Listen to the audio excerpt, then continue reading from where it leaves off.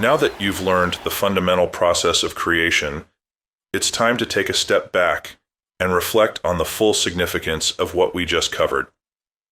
What we've been talking about here, the magic of Genesis, the great cosmic breath, and the work of the great Creator, is nothing short of astounding. The most fundamental and important feature of the universe is its ingenious drive to create. It is the very inspiration for the order, harmony, and structure we observe pervading the cosmos. No entities or organisms would exist without the creative process. There would be no butterflies, whales, sentient beings, no us. Knowing that you are dabbling in an area typically reserved only for deities should make you feel both joyful and reverent.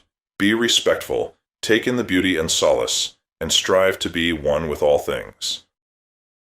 When you complete the worksheet and make observations of nature and daily life, remember to enjoy yourself and have some fun. Allow your imagination to soar and your sense of wonder to grow.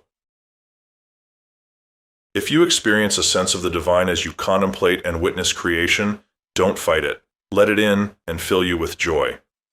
Being aware of the enchanted processes by which the great Creator creates, you are also better suited to tune in to the holiness of existence.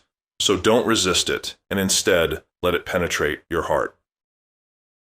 Now go forth and observe the universe's exquisite dance of creation, unfolding everywhere around you, in whirling hurricanes, dandelions, and sunflowers, superfilaments stretching across vast regions of space, and the clustering of spores that inexplicably combine to form a larger and cohesive slug.